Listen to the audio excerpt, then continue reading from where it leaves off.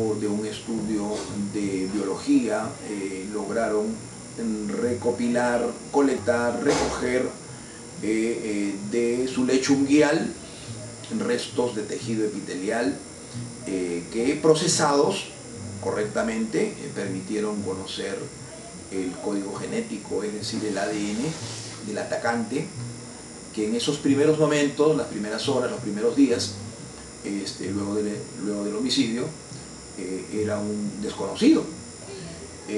Luego, como sabemos nosotros, al cabo de 2 años de este hecho lamentable, se conoció por versión de la Policía Federal Argentina que un individuo, un detenido, un preso de nacionalidad colombiana, se ufanaba en el interior de la cárcel argentina de haber asesinado a varias personas en el Perú, entre ellas una empresaria muy conocida, refiriéndose, claro está, a la señora Pfeffer.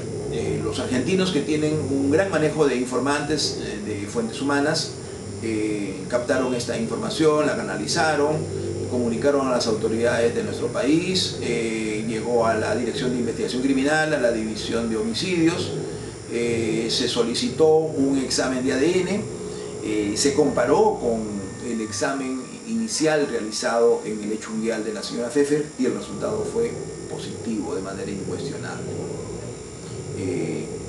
Por estas diligencias hemos conocido que el autor directo, el autor material, corresponde al nombre del ciudadano colombiano Trujillo Ospina, quien ha reconocido su participación en este homicidio de gran connotación pública, y el caso está prácticamente, técnicamente acabado. Lo que hay que establecer aquí quiénes son en todo caso los autores inmediatos, como sabemos.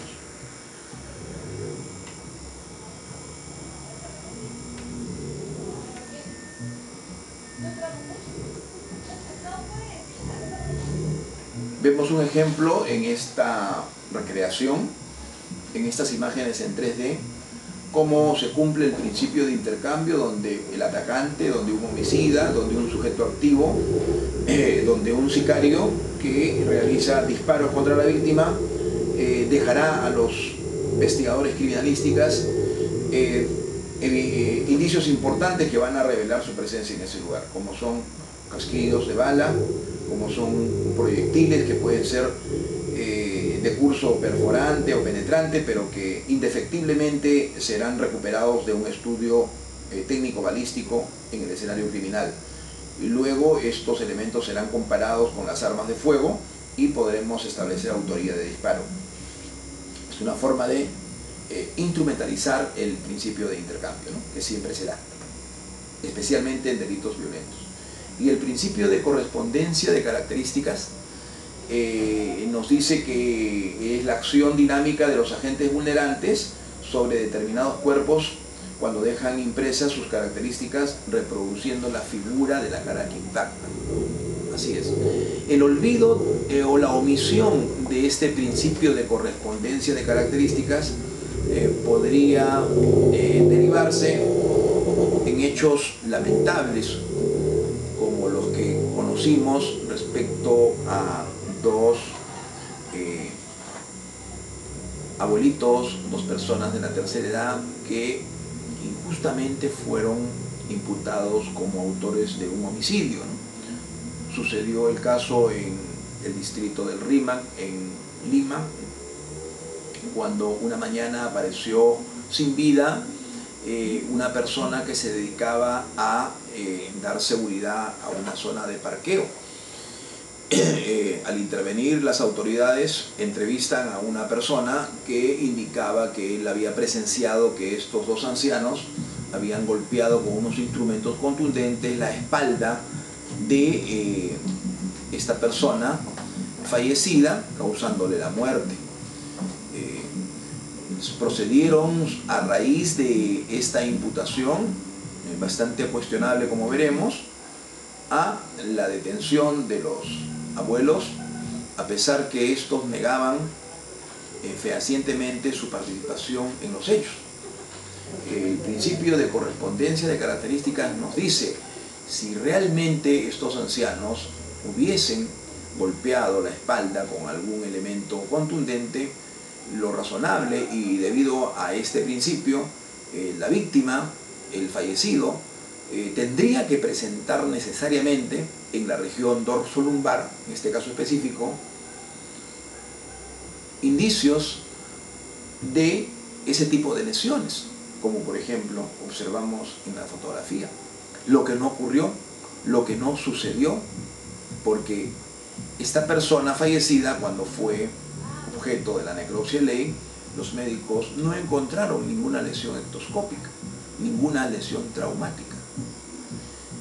Y lo que fue todavía mucho más preocupante fue conocer el resultado de la necropsia de ley, en donde se descartó completamente que la muerte de esta persona hubiese ocurrido por un agente vulnerante, ¿no? Entonces, el principio de correspondencia de características nos va a dar mucha información para poder descartar imputaciones subjetivas o coartadas que pueden desviarnos de el correcto resultado de un evento determinado. Este es otro caso donde también se omitió la aplicación del principio de correspondencia de características. Una señora de 24 años de Pucallpa que tenía a su hijo que se sentía estaba en mal estado de salud, lleva al policlínico más cercano y el niño llegó cadáver. Y llega la investigación debido a esta muerte sospechosa. Los operadores, los policías de la comisaría del sector que intervienen en el domicilio de la señora buscando información, observan que en uno de sus cuartos había un raticida, relacionan el hallazgo de esta sustancia con la muerte sospechosa del niño. Además, el médico que realizó el levantamiento del cadáver durante su apreciación ectoscópica consigna como presunción de la muerte del niño un hecho de envenenamiento. Estos aspectos preliminares no son objeto de una lectura adecuada y la mamá del niño es imputada por delito de parricidio. La señora estuvo detenida más de un año en un penal de Lima, y luego que una abogada de una conocida ONG se interesara por su situación jurídica de manera ad honorem, se conoció que la muerte del bebé, del niño, no correspondía a ninguna ingesta de tóxicos, sino a un caso o un cuadro de neumonía. Esta información estaba consignada claramente en el protocolo, en el informe pericial de morgue. Sin embargo, no fue tomada en cuenta por los operadores. Esto sucede, doctores, cuando se desconoce pues el principio de correspondencia de características. Áreas de estudio de la criminalística. En primer lugar, tenemos la escena del crimen, el lugar del hecho, el sitio del suceso, como le llaman en Chile, que es el espacio físico donde vamos a encontrar la mayor cantidad de indicios, de vestigios. Este escenario criminal debemos distinguir claramente cuando estamos en el lugar donde se materializó, se perpetró el evento criminal, al cual se le denomina escena primaria, y cuando estamos frente a un espacio colateral, adyacente, que guarda relación con este primer lugar y al cual le vamos a llamar, de acuerdo a la doctrina existente, escena secundaria. El escenario criminal tanto como escena primaria y escena secundaria, son muy importantes porque es en estos lugares donde vamos a encontrar la mayor cantidad de fuentes de prueba que será necesario recoger para estudiarlos en el laboratorio de criminalística. La segunda gran área de estudio de una investigación criminalística es el laboratorio propiamente, es el lugar donde serán estudiados los indicios recogidos de la escena del crimen, en sus diferentes disciplinas, llámese el área de investigación de la escena del crimen propiamente, el área de toxicología, de grafotecnia, de biología forense, etc. Y tenemos el tercer segmento, la tercera gran área de investigación criminalística, que es la identificación humana, tanto de personas vivas como de cadáveres. Hoy en día sabemos que hay muchos criminales y delincuentes, generalmente de países limítrofes, que vienen a operar a nuestro país, insertándose a bandas organizadas, a criminalidad organizada, y que operan con pasaportes y documentos falsos.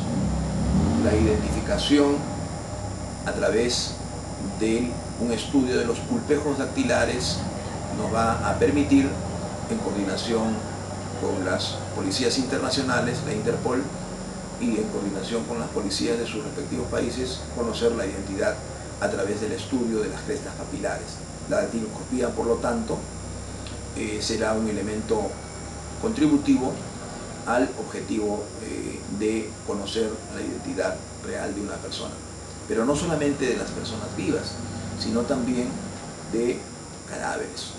Hoy en día sabemos nosotros que uno de los problemas iniciales que tiene que solucionarse, una de las variables que hay que despejar inicialmente cuando manejamos hallazgo de cadáveres no identificados, no nominados, sin nombre, NN, son aquellos que aparecen en lugares periféricos de la ciudad, presentando grandes dosis de violencia, y la primera regla consiste en aplicar dactiloscopía a través del estudio de sus crestas para conocer su identidad.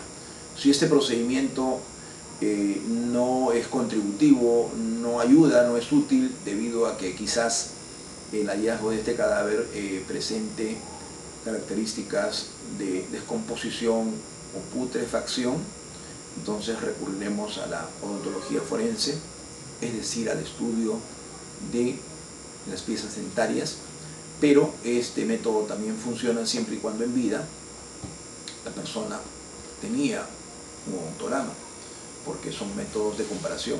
De no tenerlo tampoco ofrecerá gran ayuda, y tendremos que recurrir a la tercera forma de identificar cuerpos NN, que lo constituye el conocimiento de la biología molecular del ADN, ¿no? Bien, estos temas de identificación serán objeto del estudio de un módulo particular, en donde seguramente ustedes adquirirán mayor conocimiento y mayores destrezas en el manejo de este campo muy interesante que es la identificación.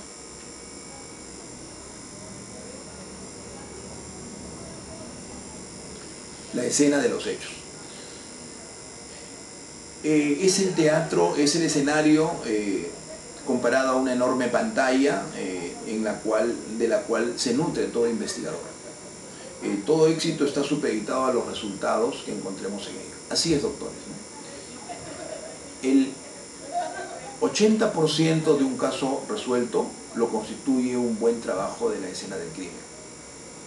Es decir, si nosotros trabajamos correctamente el escenario criminal, recordando que el tiempo que pasa representa la verdad que huye, la fiscalía y la policía en un trabajo estrecho, con una buena lógica de coordinación, llega pronto al escenario criminal y proceden a su estudio y tratamiento, recogerán indicios que serán fundamentales en la reconstrucción de un hecho criminal.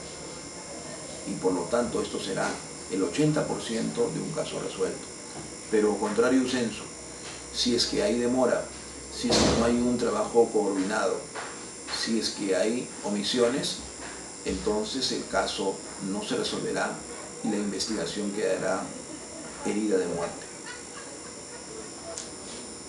Todo lo que se haga en un proceso investigatorio tiene que ver, especialmente en casos de criminalidad organizada, de muertes sospechosas de criminalidad, con el trabajo de la escena. Es aquí en donde tendrán que poner sus mejores esfuerzos los operadores, y ya en función al artículo 195 del nuevo Código Procesal Penal, que dispone que el trabajo de escenarios criminales con cadáveres, dentro de lo que constituyen ya las pruebas especiales, el levantamiento de cadáver, lo realice el fiscal, investigador, el pesquisa o el oficial a cargo del caso, el perito criminalista y el médico forense.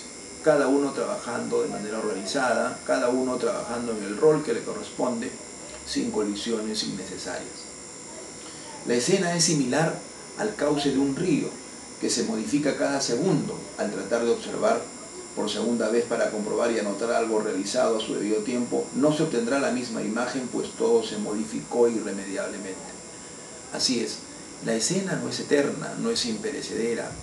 La escena puede ser objeto de actos de saqueo, actos de contaminación, debido a la presencia de personajes, de curiosos que casi con esta curiosidad morbosa en algunos casos, sin importar el día, la hora, si es feriado o fin de semana, llegarán, y es por eso que una de las primeras medidas que se aconseja, que se amerita, es el aislamiento y la protección de este escenario.